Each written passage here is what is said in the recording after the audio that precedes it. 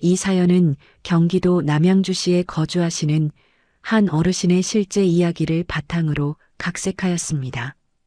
홀로 아들을 키우며 살아온 정미숙 씨는 오늘 아침에도 혼자 밥상을 마주했습니다.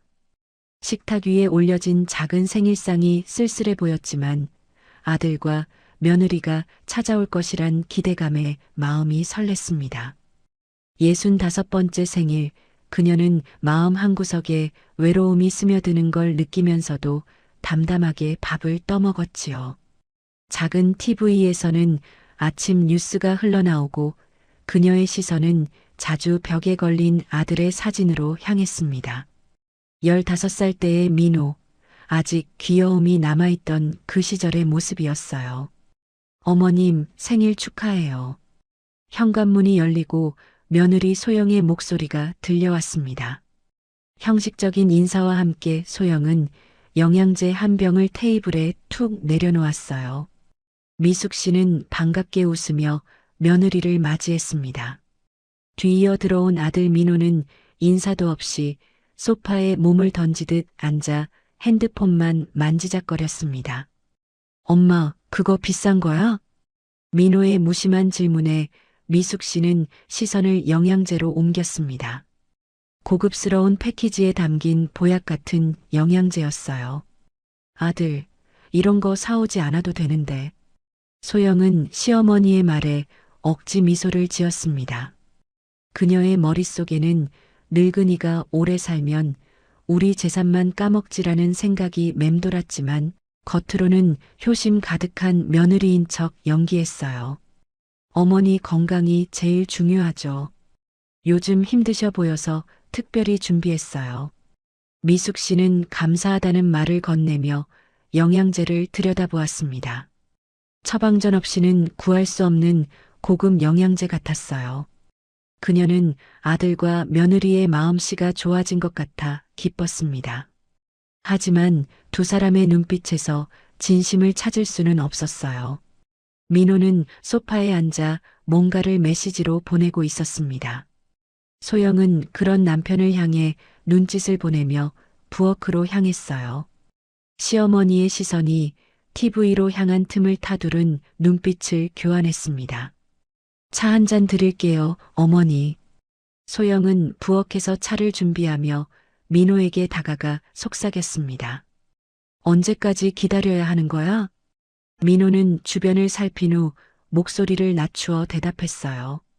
엄마가 재산 다 물려줄 때까지 기다려야지. 다른 방법 없어. 소영은 불만스러운 표정을 지었습니다. 그녀는 남편이 물려받을 재산을 생각하며 참고 있었지만 시어머니가 예상보다 오래 살아서 점점 인내심이 바닥나고 있었어요. 빨리 끝내면 좋겠네. 소영은 거실로 가져온 영양제를 슬쩍 만지작거리며 의미심장한 눈빛을 보냈습니다. 미숙 씨는 TV에 집중한 채 그들의 대화를 듣지 못했어요. 고맙구나, 얘들아.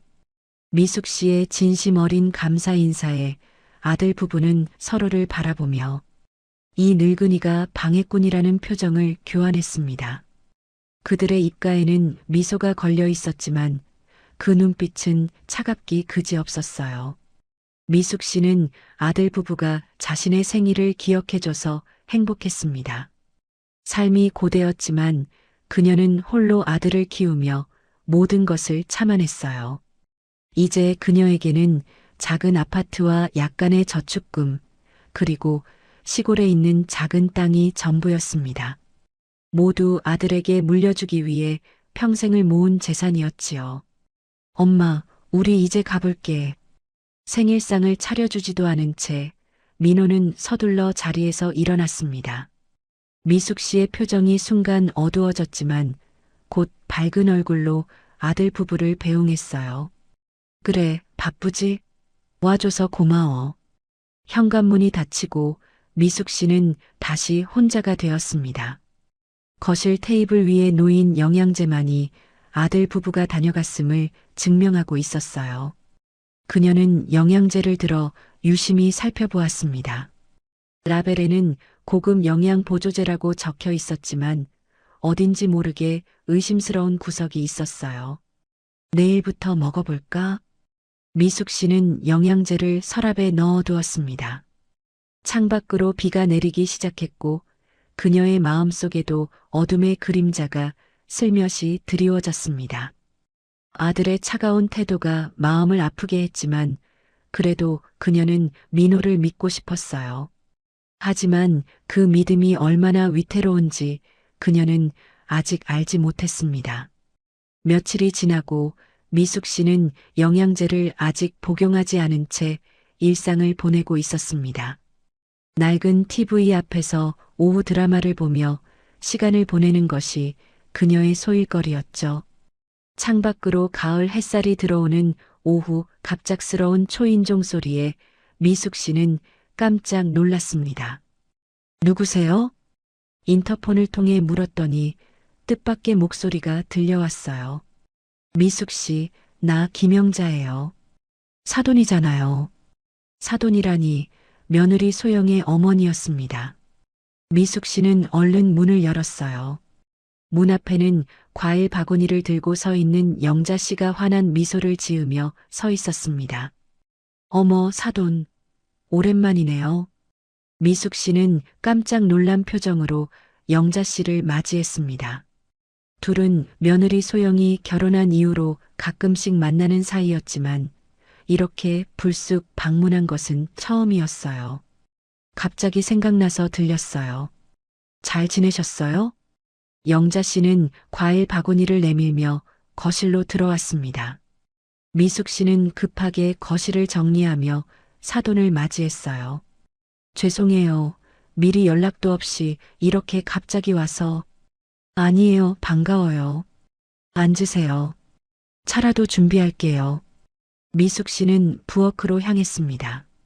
그녀는 차를 준비하며 사돈의 갑작스러운 방문이 의아했지만 오랜만에 찾아온 손님이 반가웠어요. 서로의 안부를 물으며 이야기를 나누던 중 미숙 씨는 문득 며느리가 선물해준 영양제가 생각났습니다.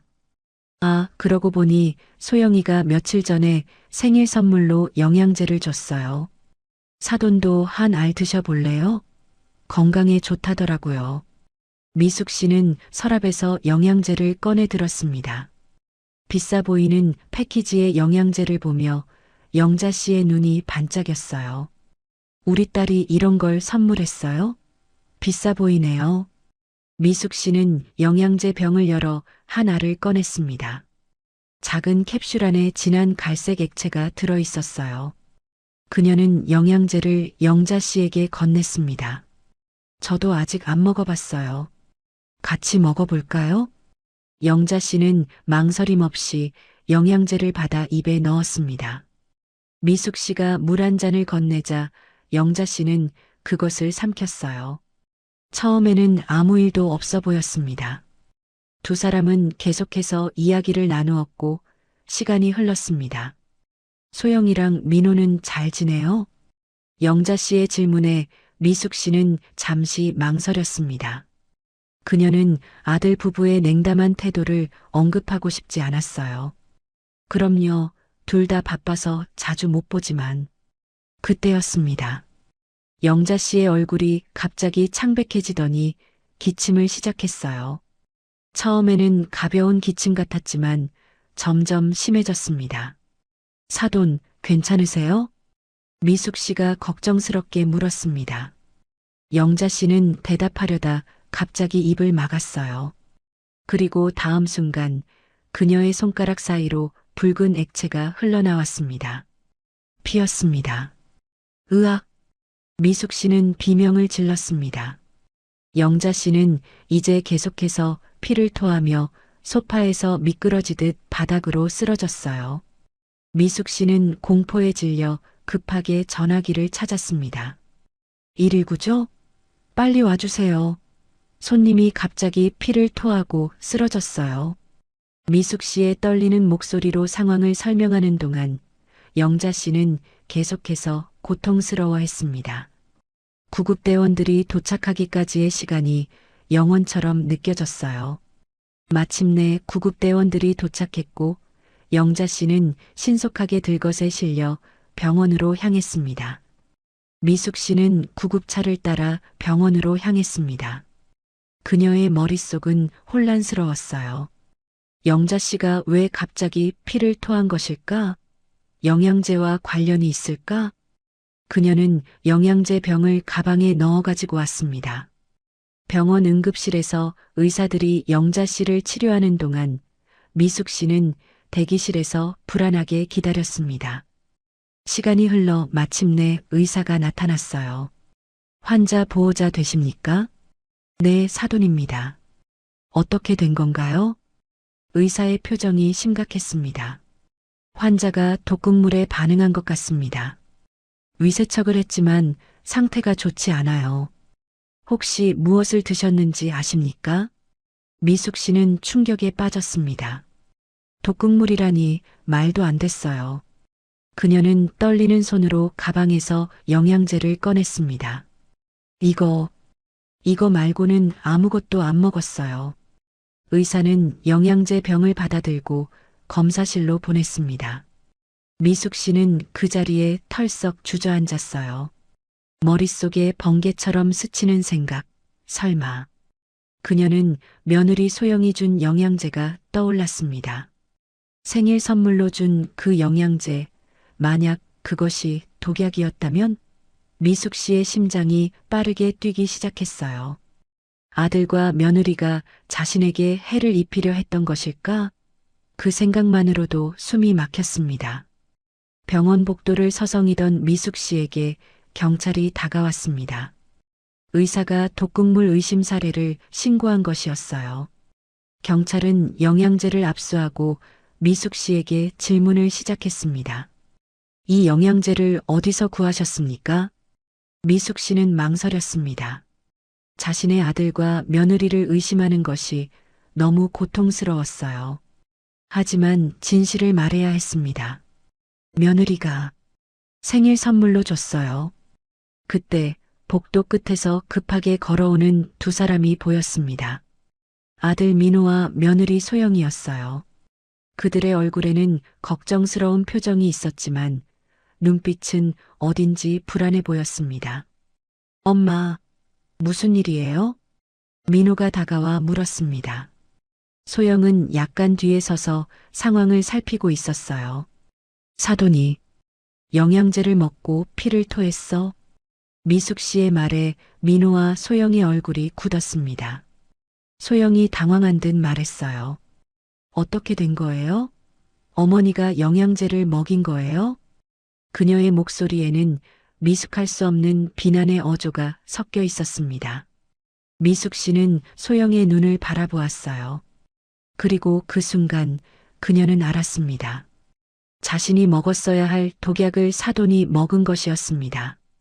병원 복도에 냉랭한 침묵이 흘렀습니다. 미숙 씨는 소영의 눈에서 분명한 동요를 읽을 수 있었어요. 그것은 단순한 놀라움이 아니었습니다. 죄책감과 공포가 뒤섞인 표정이었지요. 소영아, 내가 준 영양제. 그게 뭐니? 미숙 씨의 목소리는 떨렸습니다. 평생을 함께한 아들과 그의 아내가 자신을 해치려 했다는 생각이 그녀의 심장을 찢어 놓았어요. 소영은 황급히 표정을 바로잡았습니다. 그녀는 억울하다는 듯 목소리를 높였어요. 어머니, 무슨 말씀이세요? 그냥 약국에서 산 영양제인데. 민호가 아내의 편을 들어 끼어들었습니다. 엄마, 왜 소영이를 의심해? 엄마가 사돈에게 준 거잖아. 미숙 씨는 아들의 냉정한 반응에 가슴이 찔렸습니다. 자신이 키운 아들이 이렇게 변할 수 있다니. 그녀는 말을 잇지 못했어요. 그때 경찰이 다가와 민호와 소영에게 신분증을 보여주었습니다. 두 분께 몇 가지 질문이 있습니다. 이쪽으로 와주시겠어요? 민호와 소영은 서로를 바라보며 잠시 망설였지만 경찰을 따라갔습니다. 미숙 씨는 그 자리에 홀로 남겨졌어요. 그녀의 머릿속은 혼란스러웠습니다. 아들과 며느리가 자신을 독살하려 했다면 그 이유는 무엇일까? 재산? 그녀에게는 아파트와 약간의 저축, 시골의 작은 땅밖에 없었어요. 미숙 씨는 천천히 응급실 쪽으로 발걸음을 옮겼습니다. 사돈인 영자 씨가 중환자실로 옮겨졌다는 소식을 들었어요. 의사는 상태가 위중하다고 했습니다. 살 수 있을까요? 미숙 씨가 떨리는 목소리로 물었습니다. 최선을 다하고 있습니다. 하지만 독성이 강한 물질이었어요. 며칠이 고비가 될 겁니다. 의사의 말에 미숙 씨의 눈에서 눈물이 흘러내렸습니다. 그녀는 자신이 영양제를 먹었더라면 지금쯤 자신이 중환자실에 누워 있을 거라는 생각에 소름이 돋았어요. 아들과 며느리가 자신의 목숨을 노렸다는 사실이 너무 고통스러웠습니다. 복도 끝에서 경찰이 다시 나타났습니다. 그들은 민호와 소영을 데리고 왔어요. 두 사람의 얼굴은 창백했습니다. 영양제에서 독성 물질이 검출됐습니다. 두 분을 체포해야겠습니다. 경찰의 선언에 미숙 씨는 그 자리에 주저앉았습니다. 민호가 소리쳤어요. 이건 오해예요. 우리가 왜 그런 짓을... 소영도 급하게 변명했습니다. 저희는 아무것도 몰라요. 그냥 약국에서 산 거라니까요. 경찰은 두 사람의 손목에 수갑을 채웠습니다. 미숙 씨는 믿을 수 없는 현실에 망연자실했어요. 그녀의 아들과 며느리가 살인미수 혐의로 체포되는 모습을 지켜보는 것은 악몽 같았습니다. 엄마, 우리 좀 구해줘요. 우리 잘못 없어요. 민호의 외침이 복도에 울려 퍼졌습니다. 미숙 씨는 그저 바닥만 바라보았어요. 그녀의 가슴 속에서 무언가가 완전히 부서지는 소리가 들리는 것 같았습니다. 경찰서로 이동하는 동안 미숙 씨는 창밖만 바라보았습니다. 푸른 하늘과 흘러가는 구름들이 그녀의 상실감을 더욱 크게 만들었어요. 왜 아들과 며느리는 그녀를 해치려 했을까? 그들은 정말 자신의 작은 재산을 위해 목숨을 노린 것일까? 경찰서에 도착한 미숙 씨는 조사실 밖에서 기다렸습니다. 유리창 너머로 아들과 며느리가 경찰에게 조사받는 모습이 보였어요. 그들은 서로 다른 방에서 조사를 받고 있었습니다. 시간이 흘러 경찰이 미숙 씨에게 다가왔습니다. 독성 물질은 처방전 없이는 구할 수 없는 것입니다. 누군가 의도적으로 준비한 것이 확실해요. 미숙 씨의 심장이 무거워졌습니다. 그럼 제 아들과 며느리가... 경찰은 고개를 끄덕였습니다. 며느리분이 간호사 일을 했다고 하셨죠? 그녀가 구할 수 있는 위치에 있었습니다. 미숙 씨는 충격에 휩싸였습니다. 소영이 병원에서 일한 적이 있었지요. 그녀가 그곳에서 독극물을 구했을 가능성이 높았어요. 조금 더 조사가 필요합니다만 혐의가 상당히 무겁습니다. 경찰이 조사실로 돌아간 후 미숙 씨는 홀로 벤치에 앉아 눈물을 흘렸습니다. 그녀의 전화기가 울렸어요. 병원이었습니다. 여보세요? 김영자 환자 보호자 되십니까? 미숙 씨는 떨리는 목소리로 대답했습니다. 네, 사돈입니다. 무슨 일이죠? 환자 상태가 악화되고 있습니다. 빨리 오셔야 할 것 같습니다. 미숙 씨는 전화를 끊고 급하게 경찰에게 상황을 설명했습니다. 그녀는 병원으로 돌아가야 했어요. 떠나기 전 그녀는 아들이 있는 조사실로 한 번 더 눈길을 던졌습니다. 민호는 고개를 숙이고 있었고 소영은 다른 방에서 격하게 무언가를 주장하고 있었어요. 병원으로 돌아온 미숙 씨는 중환자실 앞에서 의사를 만났습니다. 간이 심하게 손상됐습니다. 치료가 쉽지 않을 것 같아요. 미숙 씨는 충격에 빠졌습니다. 이 모든 상황이 그녀의 탓인 것만 같았어요. 만약 그녀가 영양제를 사돈에게 주지 않았더라면... 중환자실 문이 열리고 간호사가 나왔습니다. 잠시 면회하실 수 있습니다. 하지만 환자는 의식이 없어요. 미숙 씨는 조심스럽게 중환자실로 들어갔습니다. 영자 씨는 각종 의료 장비에 연결된 채 침대에 누워 있었어요. 그녀의 얼굴은 창백했고 호흡도 불규칙했습니다. 미숙 씨는 사돈의 차가운 손을 잡았습니다. 영자 씨, 미안해요. 정말 미안해요. 그녀의 눈에서 눈물이 떨어졌습니다. 이 모든 것이 자신 때문이라는 생각에 가슴이 찢어지는 것 같았어요. 시간은 더디게 흘렀습니다. 미숙 씨는 병원과 경찰서를 오가며 지친 하루를 보냈어요. 경찰의 조사는 계속되었고 아들과 며느리는 구금된 상태였습니다. 저녁이 되자 경찰이 미숙 씨를 찾아왔어요. 조사 결과 며느리 분이 독극물을 구한 것이 확실시됩니다. 그리고 문자 기록을 통해 두 사람이 공모한 정황도 발견했습니다. 미숙 씨의 온몸에 한기가 돌았습니다. 아들과 며느리가 정말 자신을 독살하려 했다니 믿을 수 없었어요. 왜 그랬을까요? 미숙 씨가 떨리는 목소리로 물었습니다. 재산 문제인 것 같습니다. 두 사람의 대화를 보면 어머님의 재산을 빨리 상속받기를 원했던 것 같아요. 미숙 씨는 그 자리에 주저앉았습니다. 작은 아파트와 약간의 저축, 그리고 시골의 작은 땅. 그것을 위해 자신의 목숨을 노렸다니.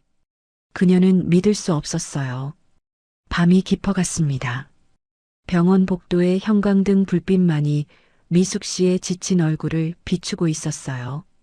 그녀는 중환자실 앞 의자에 앉아 멍하니 바닥만 바라보고 있었습니다. 간호사가 다가와 어깨를 토닥였지요. 할머니, 조금 쉬셔야 해요. 이러다 쓰러지실 겁니다. 미숙 씨는 고개를 들어 간호사를 바라보았습니다. 그녀의 눈에는 이미 눈물이 말라 있었어요. 괜찮아요. 내가 이 자리를 지켜야지. 간호사는 안타까운 표정으로 고개를 끄덕였습니다. 이미 사건에 대한 소문이 병원 직원들 사이에 퍼져 있었나 봅니다. 다들 미숙 씨를 불쌍하게 바라보았어요. 시계는 자정을 가리키고 있었습니다. 미숙 씨의 전화기가 울렸어요. 경찰이었습니다. 죄송합니다만 내일 아침 정식 조사를 위해 경찰서로 와주셔야 합니다. 증언이 필요합니다. 미숙 씨는 피곤한 목소리로 대답했습니다. 네, 알겠습니다. 전화를 끊고 나니 갑자기 현실이 더욱 무겁게 다가왔습니다. 자신이 키운 아들이 그리고 며느리가 자신을 죽이려 했다는 사실. 그것도 재산 때문에. 미숙 씨는 가슴을 움켜쥐었습니다. 숨이 제대로 쉬어지지 않았어요. 괜찮으세요? 간호사가 급히 다가왔습니다. 미숙 씨는 겨우 고개를 끄덕였어요. 잠시 숨이 가빠서. 간호사는 그녀에게 물을 건네며 심호흡을 하라고 조언했습니다. 미숙 씨는 천천히 물을 마시며 진정하려 노력했어요. 그녀의 머릿속에는 과거의 기억들이 파노라마처럼 지나갔습니다. 민호가 처음 걸음마를 배우던 날, 학교에 입학하던 날, 대학에 합격하던 날, 그리고 소영을 처음 데려와 소개했던 날. 모든 순간들이 이제는 배신으로 물들어 버렸지요. 아침이 밝아왔습니다. 미숙 씨는 병원 화장실에서 간단히 세수를 하고 경찰서로 향했어요. 그녀의 걸음은 무거웠습니다. 경찰서에 도착하자 담당 경찰이 그녀를 조사실로 안내했습니다. 어젯밤에 추가 조사가 있었습니다. 며느리 분이 결국 모든 것을 자백했어요. 경찰의 말에 미숙 씨는 고개를 끄덕였습니다. 그녀의 마음은 이미 무감각해져 있었어요. 증거를 보여드리겠습니다. 경찰은 테이블 위에 증거물 사진과 문자 기록을 펼쳐 보였습니다. 민호와 소영이 주고받은 메시지들, 독극물 구입 증거, 그리고 그들이 세운 계획. 모든 것이 명백했어요. 내 어미가 그만 갔으면 좋겠다. 우리가 얼마나 기다려야 하는 거야? 영양제라면 의심하지 않을 거야. 메시지들을 읽는 미숙 씨의 눈에서 다시 눈물이 흘렀습니다. 그녀는 손으로 입을 막았어요. 조사 과정에서 두 사람이 경제적으로 어려움을 겪고 있었다는 사실이 밝혀졌습니다. 빚이 상당했어요. 경찰의 설명이 계속되었습니다. 민호와 소영은 도박과 사업 실패로 큰 빚을 졌던 것이었습니다. 그들은 미숙 씨의 재산을 상속받아 빚을 갚으려 했던 거예요. 어머니를 만나고 싶다고 하는데 원하시면 면회를 주선해 드리겠습니다. 미숙 씨는 잠시 생각에 잠겼습니다. 아들의 얼굴을 보면 또 무너질 것 같았지만 그래도 마지막으로 한 번은 만나봐야 할 것 같았어요. 만나보겠습니다. 경찰은 미숙 씨를 면회실로 안내했습니다. 그곳에는 이미 민호가 앉아 있었습니다. 그는 수갑을 찬 채 고개를 숙이고 있었어요. 미숙 씨가 들어서자 그는 천천히 고개를 들었습니다. 엄마. 민호의 목소리는 떨리고 있었습니다. 미숙 씨는 아들 앞에 앉았어요. 그녀는 말없이 아들을 바라보았습니다. 엄마, 난 잘못 없어요. 다 소영이가 계획한 거예요. 난 몰랐다고. 민호의 변명에 미숙 씨의 심장이 무너져 내렸습니다.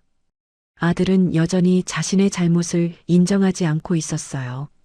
민호야, 경찰이 너희 문자 내용을 다 봤대. 다 알고 있었잖니. 미숙 씨의 말에 민호는 잠시 당황했지만 이내 표정을 바꾸었습니다. 그래, 알았어. 근데 엄마가 재산 좀 빨리 물려주지 그랬어? 우리가 빚에 시달리는데. 민호의 뻔뻔한 태도에 미숙 씨는 경악했습니다.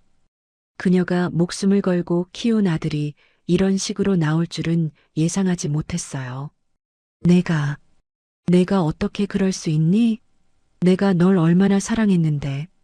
미숙 씨의 목소리가 흔들렸습니다. 민호는 고개를 돌렸어요.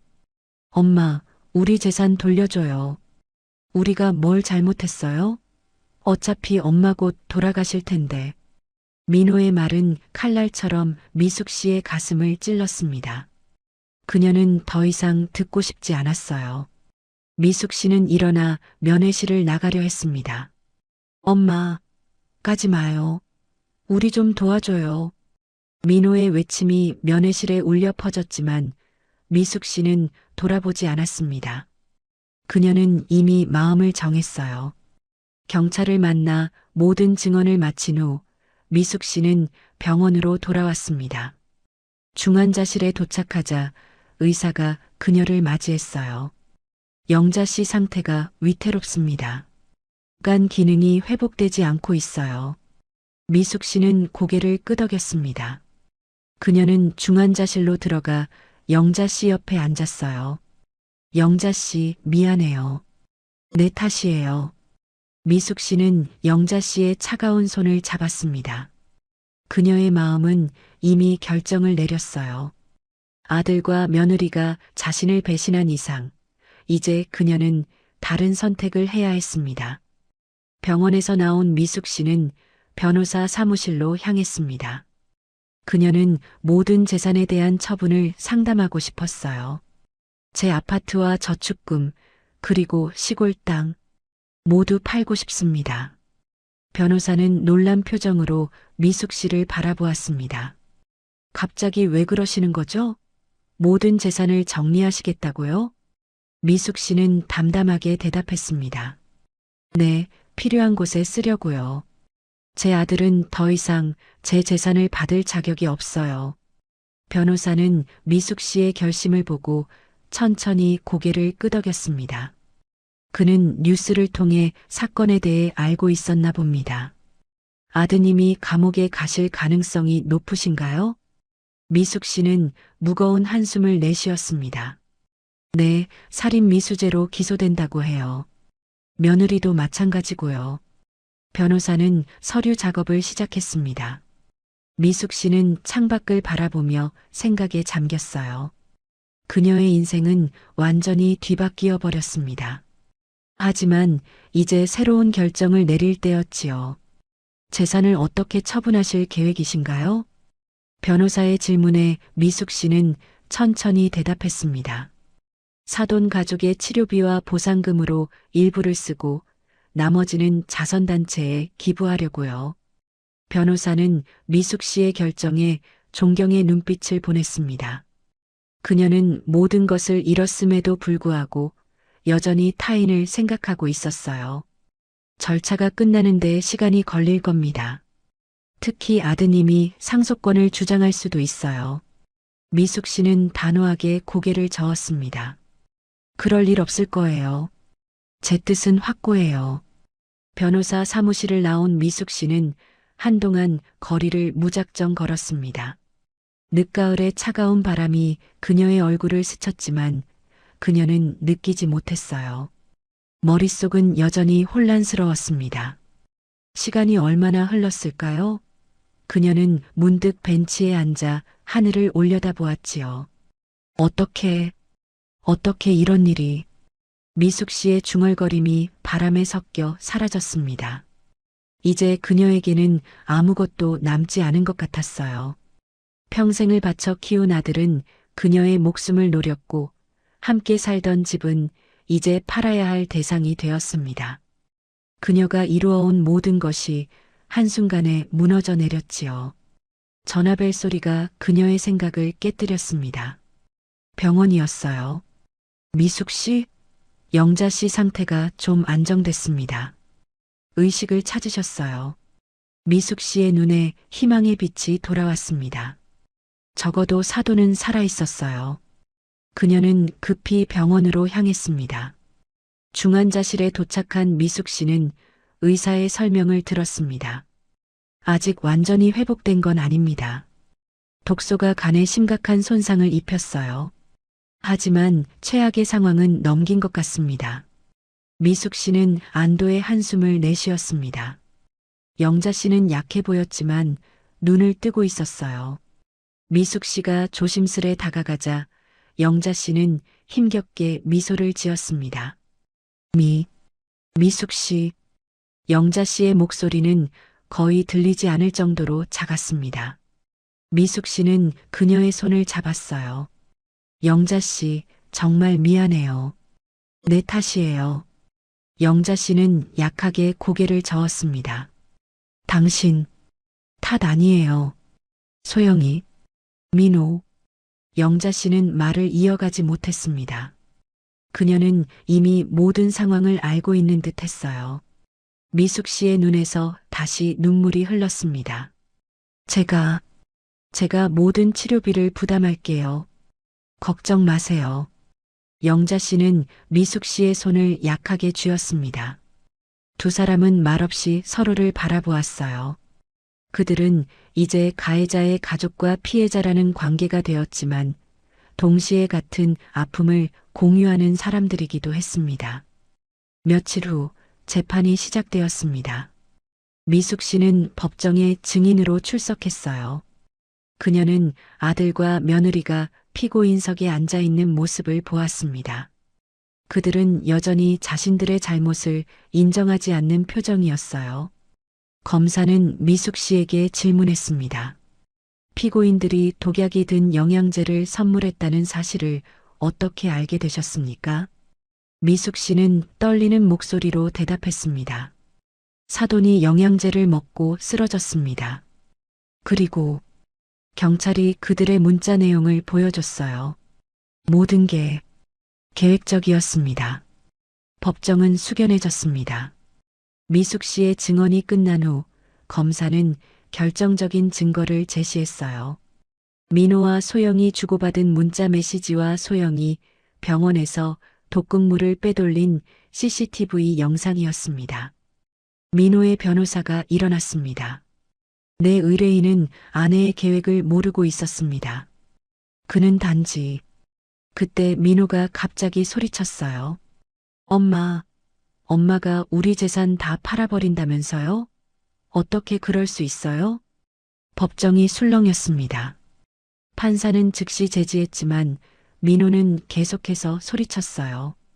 우리가 뭘 잘못했다고. 그냥 먹고 죽지. 늙은이가 재산 독점하려던 거잖아. 미숙 씨는 아들의 외침에 가슴이 찢어지는 듯 했습니다. 그의 말은 단순한 분노가 아니었어요. 그것은 진심이었습니다. 그녀의 아들은 정말로 그녀를 죽이려 했던 것이었어요. 재판은 일주일 동안 계속되었습니다. 모든 증거가 명백했기에 결과는 예상대로였어요. 민호와 소영은 살인미수 및 독극물 사용 혐의로 각각 징역 18년과 20년을 선고받았습니다. 선고가 내려진 후 미숙 씨는 법정을 빠져나왔습니다.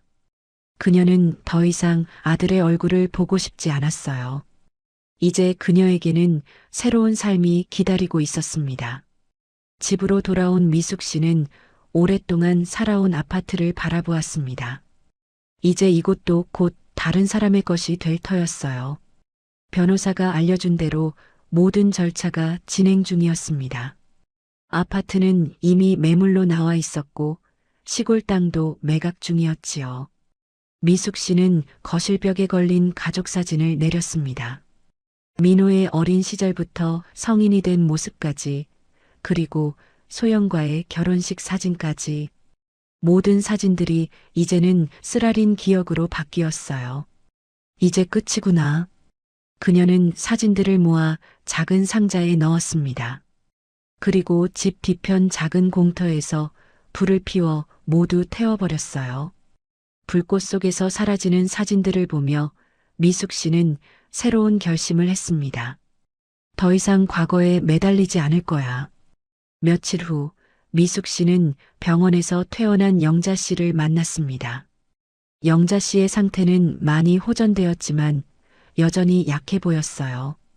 영자 씨, 이 봉투 받으세요. 미숙 씨는 두꺼운 봉투를 건넸습니다. 영자 씨가 의아한 표정으로 봉투를 열자 그 안에는 거액의 수표가 들어 있었어요. 이게 뭐예요? 치료비와 보상금이에요. 제 아파트를 팔았어요.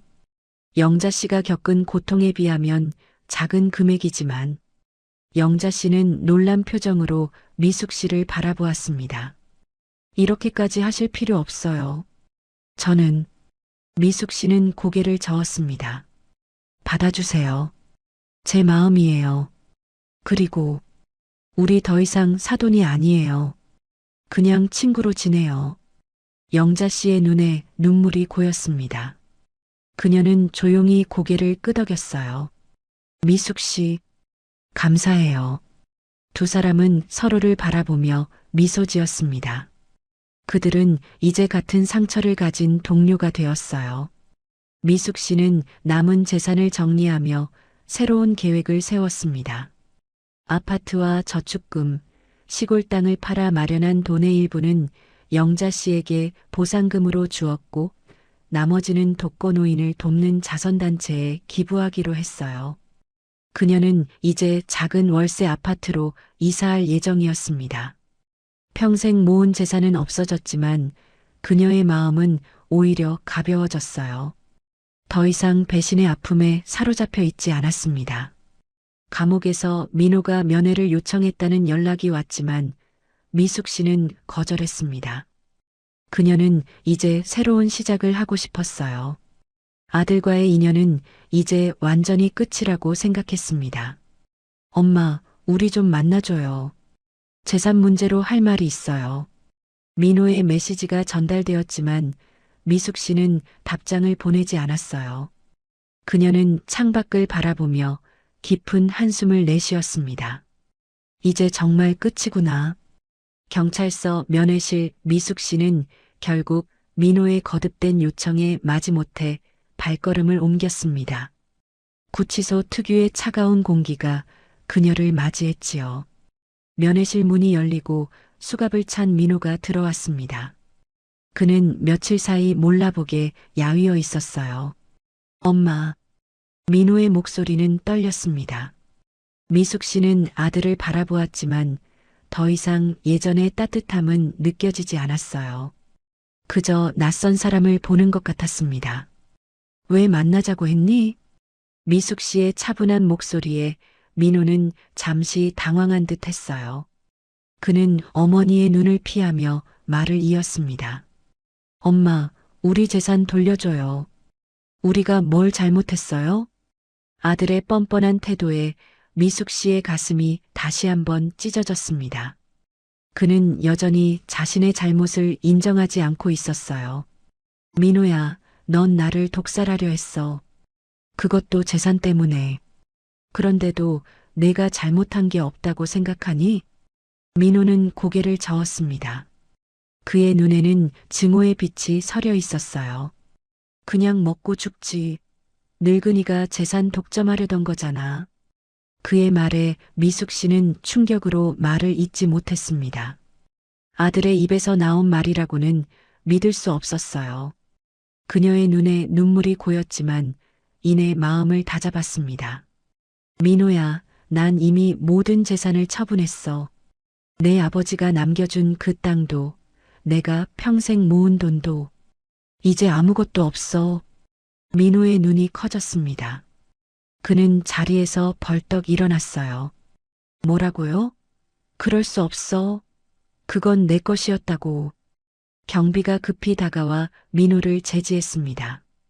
미숙 씨는 담담하게 말을 이었어요. 그 돈으로 영자 씨의 치료비와 보상금을 지불했어. 그리고 나머지는 자선단체에 기부했지. 민호는 분노로 얼굴이 일그러졌습니다. 그는 경비의 제지에도 불구하고 소리쳤어요. 미쳤어요? 그건 우리 돈이었다고. 엄마가 어떻게 그럴 수 있어요? 미숙 씨는 천천히 일어섰습니다. 그녀는 더 이상 들을 필요가 없다고 느꼈어요. 이제 끝이야, 민호야. 넌 더 이상 내 아들이 아니야. 미숙 씨의 단호한 말에 민호는 잠시 굳어졌습니다. 그러나 이내 다시 분노를 터뜨렸어요. 엄마, 돌아와요. 아직 안 끝났다고. 그의 외침이 면회실에 울려 퍼졌지만 미숙 씨는 이미 문을 향해 걸어가고 있었습니다. 그녀는 돌아보지 않았어요. 모든 것이 끝났다는 것을 알았기 때문입니다. 구치소를 나온 미숙 씨는 깊은 한숨을 내쉬었습니다. 가을 하늘이 유난히 높게 느껴졌어요. 그녀는 이제 정말 홀로 남겨졌지만 오히려 마음은 편안했습니다. 그녀의 전화기가 울렸습니다. 변호사였어요.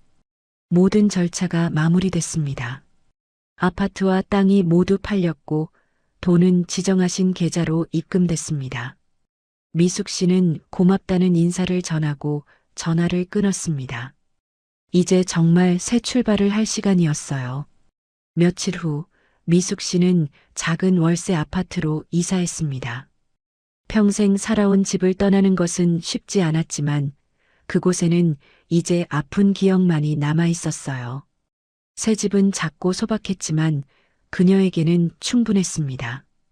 이사를 마치고 짐을 정리하던 중 미숙 씨는 오래된 앨범 하나를 발견했습니다. 그 안에는 그녀가 태우지 못했던 사진들이 남아 있었어요. 민호의 첫돌 사진, 유치원 졸업식 사진. 미숙 씨는 천천히 앨범을 넘겼습니다. 어쩌다 이렇게 됐을까?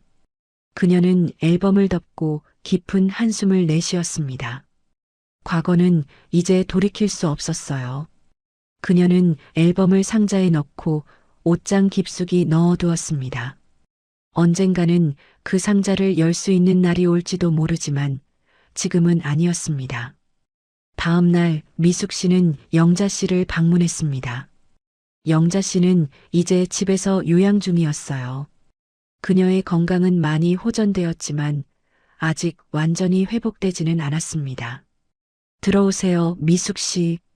영자 씨는 미숙 씨를 반갑게 맞이했습니다. 두 사람은 거실에 앉아 차를 마시며 이야기를 나누었어요. 새 집은 어떠세요? 영자 씨의 질문에 미숙 씨는 미소 지었습니다. 작지만 아늑해요. 혼자 살기에 충분하죠. 잠시 침묵이 흘렀습니다. 두 사람은 모두 자신의 자녀들에 대해 이야기하길 꺼렸어요. 하지만 결국 영자 씨가 입을 열었습니다. 소영이 편지를 보냈어요. 미숙 씨는 놀란 눈으로 영자 씨를 바라보았습니다. 뭐라고 했나요? 용서해달라고요. 그리고 자기는 민호가 시킨 대로 했을 뿐이라고. 미숙 씨는 고개를 저었습니다. 결국 서로에게 책임을 미루는 아들 부부가 안타까웠어요. 두 사람 다 자신의 잘못은 인정하지 않네요. 영자 씨는 깊은 한숨을 내쉬었습니다. 그녀도 딸의 행동에 큰 상처를 받은 것이 분명했어요. 평생 자식이라고 키웠는데 이렇게 될 줄이야. 두 사람의 눈에 눈물이 고였습니다. 그들은 같은 아픔을 공유하는 사람들이었어요. 미숙 씨는 조용히 영자 씨의 손을 잡았습니다. 우리 이제부터 서로 의지하며 살아요. 영자 씨는 고개를 끄덕였습니다. 그녀의 눈에는 감사의 마음이 담겨 있었어요. 미숙 씨 덕분에 제가 살 수 있었어요. 평생 잊지 못할 거예요. 두 사람은 서로를 위로하며 앞으로의 계획에 대해 이야기했습니다. 영자 씨는 건강이 회복되면 미숙 씨가 기부한 자선단체에서 함께 봉사활동을 하고 싶다고 했어요. 미숙 씨는 그 제안에 기쁘게 동의했습니다. 시간이 흘러 재판 결과가 확정되었습니다. 민호와 소영은 각각 징역 18년과 20년을 선고받았어요.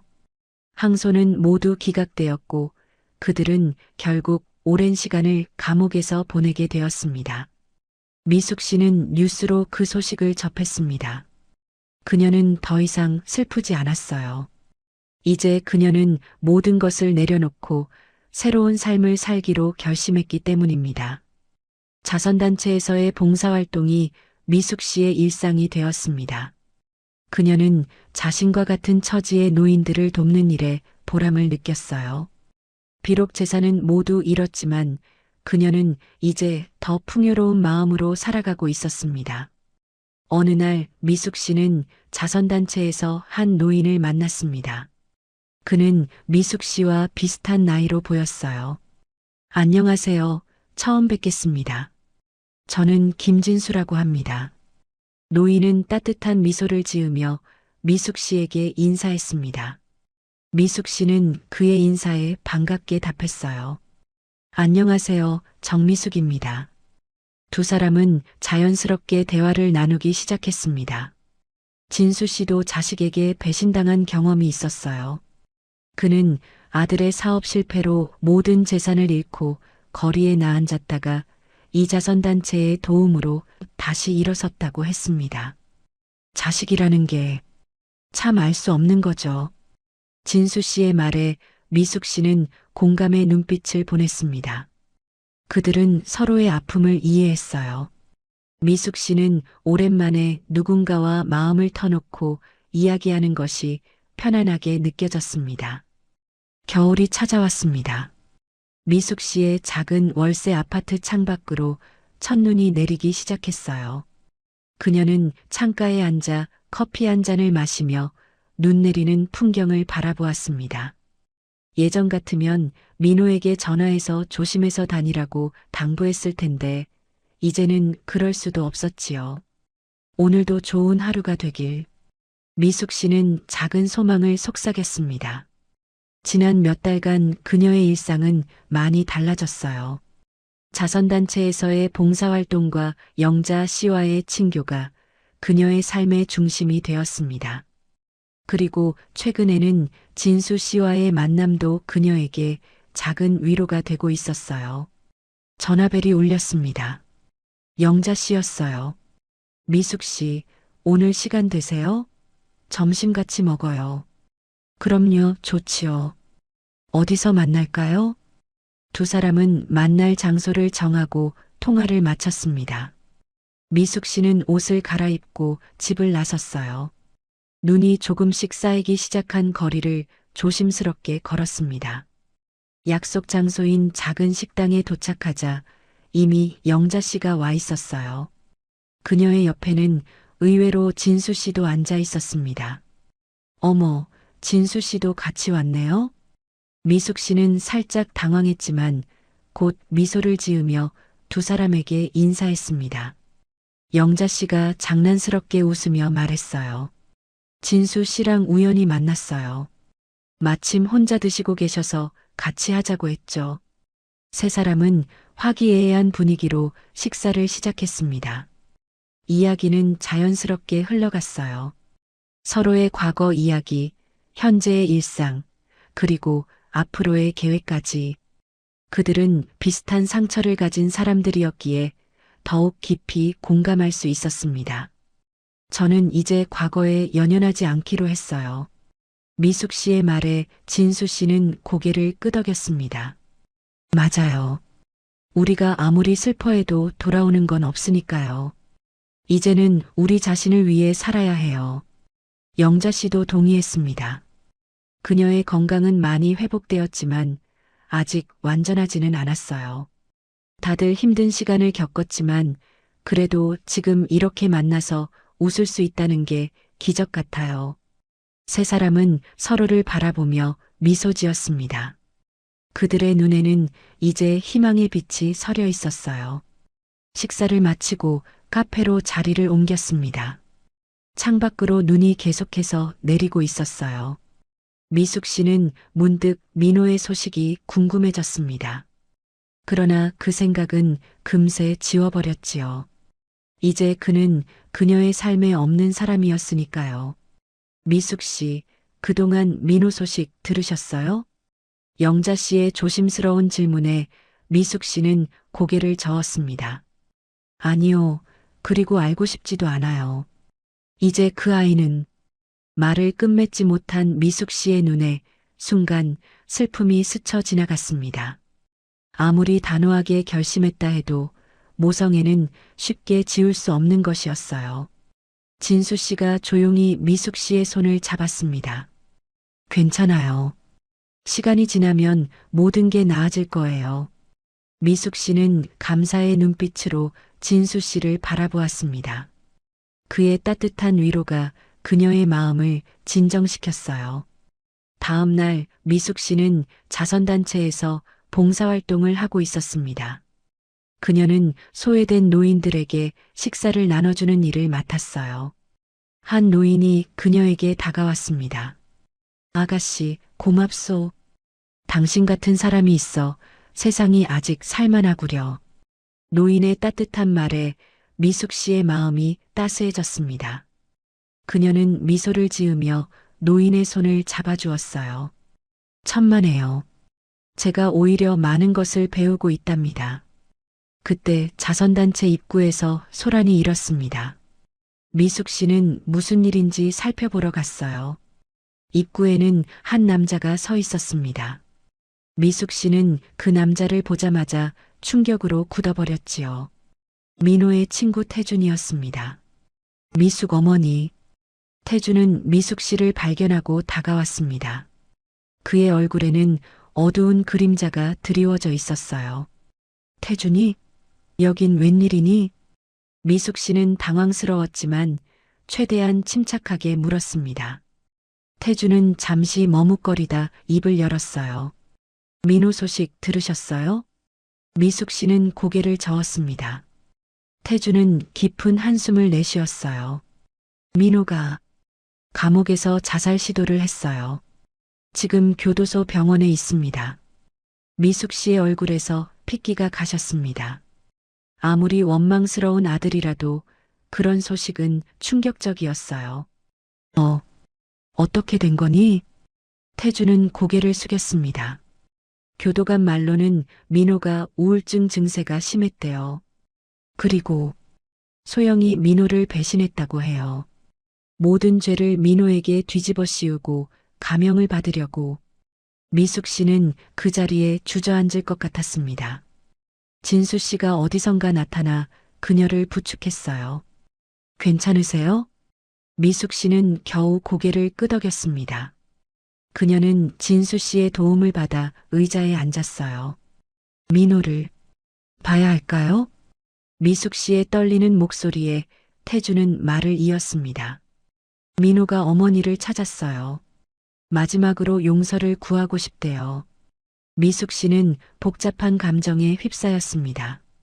한편으로는 아들이 걱정됐지만 다른 한편으로는 그가 자신을 독살하려 했다는 사실을 잊을 수 없었어요.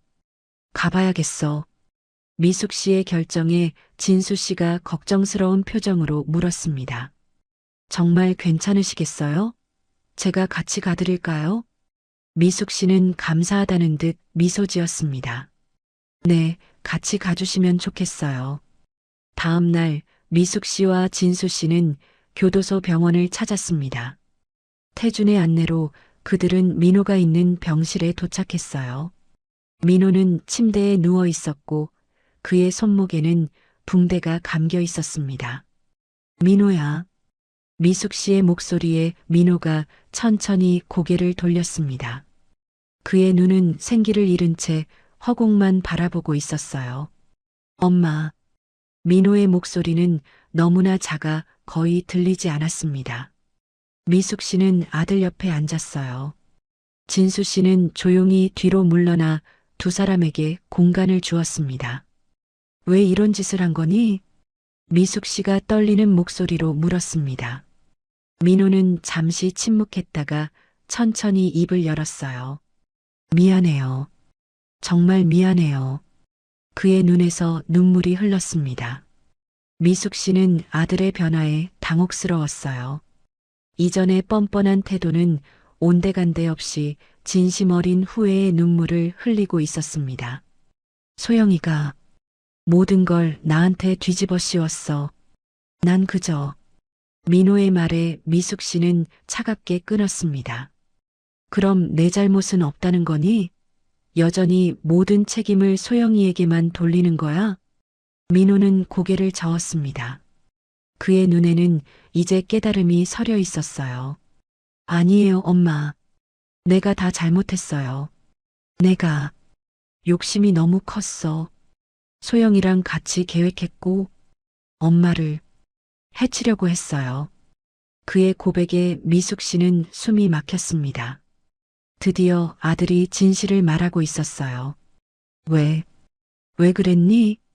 민호는 부끄러움에 고개를 숙였습니다. 돈 때문이었어요. 도박 빚이 많았고 소영이가 제안했어요. 엄마만 없으면 재산을 상속받을 수 있다고.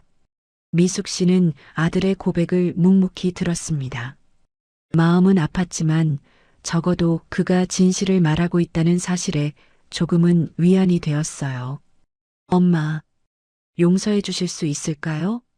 민호의 간절한 질문에 미숙 씨는 한동안 대답하지 않았습니다. 그녀는 창밖을 바라보며 깊은 생각에 잠겼어요. 창밖으로 잿빛 하늘이 내려다보고 있었습니다. 미숙 씨는 깊은 한숨을 내쉬었어요. 평생을 함께한 아들이 이제 그녀에게 용서를 구하고 있었습니다. 하지만 그가 그녀의 목숨을 노렸다는 사실은 쉽게 지울 수 없는 상처였지요. 민호야. 미숙 씨의 목소리는 떨렸습니다. 그녀는 다시 민호를 바라보았어요. 그의 모습은 더 이상 뻔뻔한 아들이 아니라 모든 것을 잃고 무너진 한 남자였습니다. 용서는 시간이 필요해. 지금 당장은. 미숙 씨는 말을 이어가지 못했습니다. 그녀의 마음속에는 여전히 배신감과 상처가 남아 있었어요.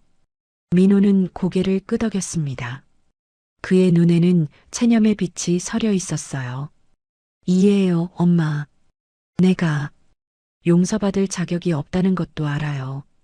민호의 솔직한 태도에 미숙 씨의 마음이 조금씩 흔들렸습니다. 아무리 미워해도 그는 그녀의 아들이었어요. 소영이는 어떻게 됐니? 미숙 씨가 조심스럽게 물었습니다. 민호의 표정이 어두워졌어요. 소영이는 변호사를 새로 선임해서 나한테 모든 책임을 전가했어요. 자기는 강요에 의해 어쩔 수 없이 했다고.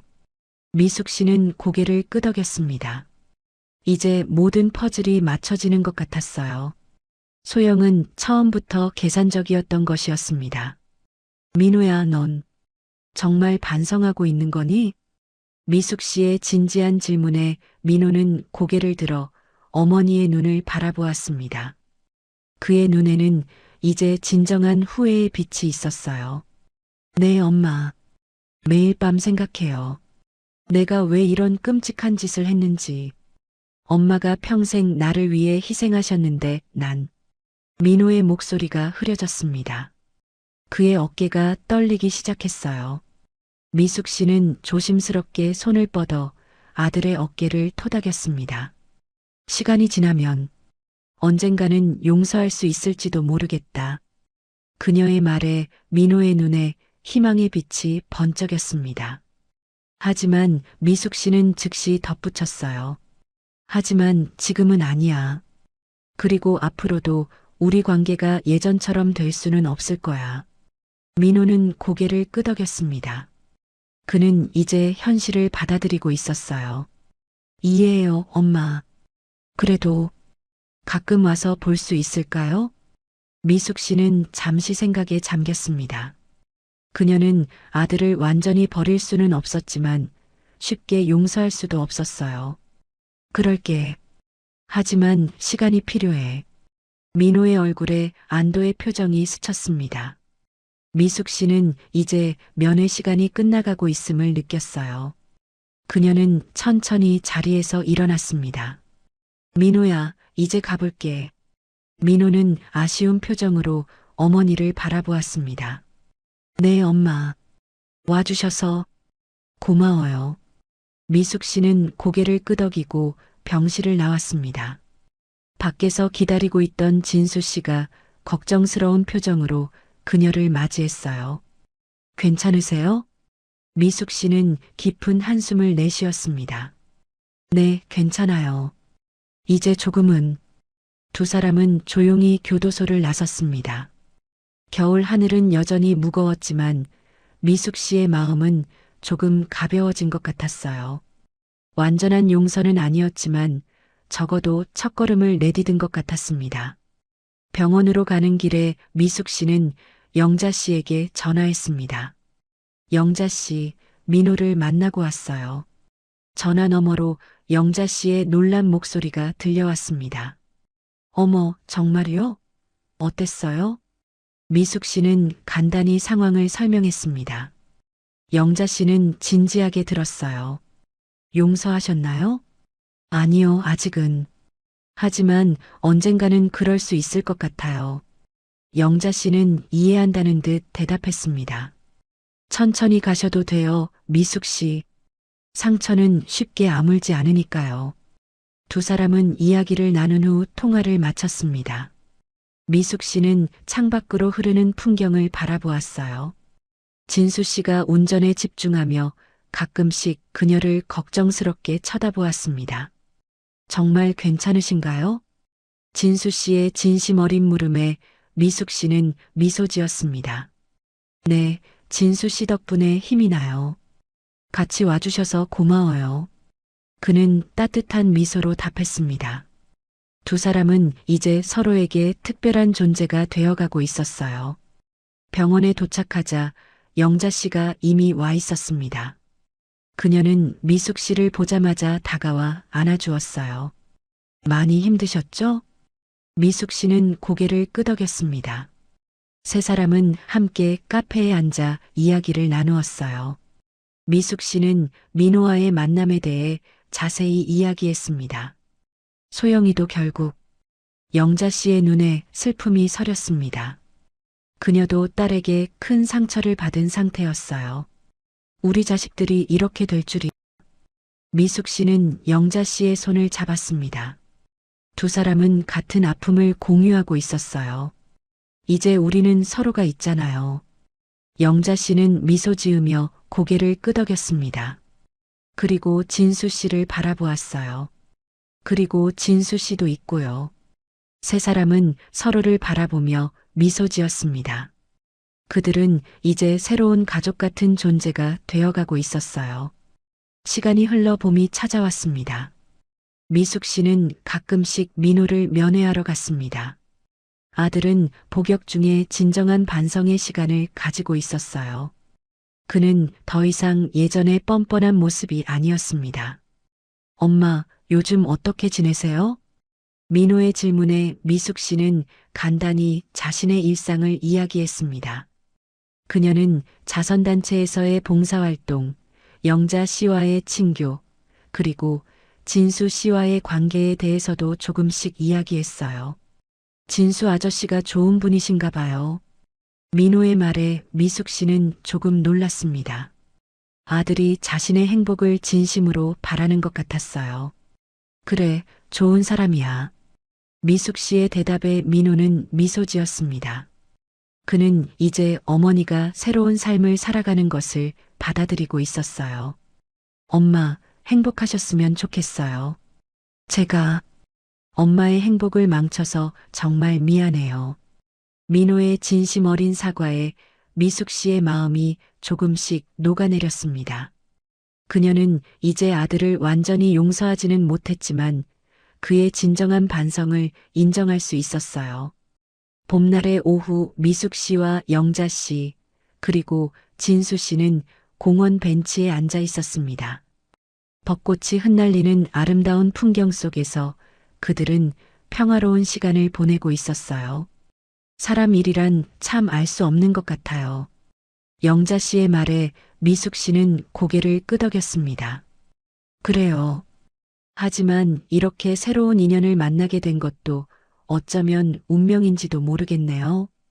진수 씨가 미숙 씨의 손을 살며시 잡았습니다. 그의 눈에는 따스한 애정이 서려 있었어요. 우리가 서로를 만난 건 행운이라고 생각해요. 세 사람은 미소 지으며 앞으로의 계획에 대해 이야기했습니다. 그들은 이제 과거의 아픔을 조금씩 치유하며 새로운 미래를 향해 나아가고 있었어요. 미숙 씨는 하늘을 올려다보았습니다. 푸른 하늘과 벚꽃이 어우러진 아름다운 풍경 속에서 그녀는 작은 희망을 품었어요. 비록 아들과의 관계는 완전히 회복되지 않았지만 그녀는 이제 용서의 의미를 조금씩 깨달아가고 있었습니다. 영자 씨의 묘지 앞에 꽃을 놓으며 미안해요. 사돈이라고 속삭이는 모습은 없었습니다. 영자 씨는 살아남았고 두 사람은 이제 서로에게 의지하는 친구가 되었어요. 그리고 복수가 아닌 용서와 치유의 여정을 함께 걷고 있었습니다. 그날 저녁 미숙 씨는 작은 일기장에 글을 썼습니다. 오늘도 하루가 저물어 간다. 아직 민호를 완전히 용서하지는 못했지만 조금씩 마음의 평화를 찾아가고 있다. 영자 씨와 진수 씨가 있어 정말 다행이다. 이제 나는 과거에 연연하지 않고 앞으로 나아갈 것이다. 비록 모든 재산은 잃었지만 그 대신 진정한 가치를 찾았다. 용서는 상대방을 위한 것이 아니라 나 자신을 위한 것임을 이제야 깨닫는다. 미숙 씨는 일기장을 덮고 창밖을 바라보았습니다. 어둠 속에서도 달빛이 은은하게 빛나고 있었어요. 그녀의 마음 속에도 작은 빛이 다시 피어나고 있었습니다.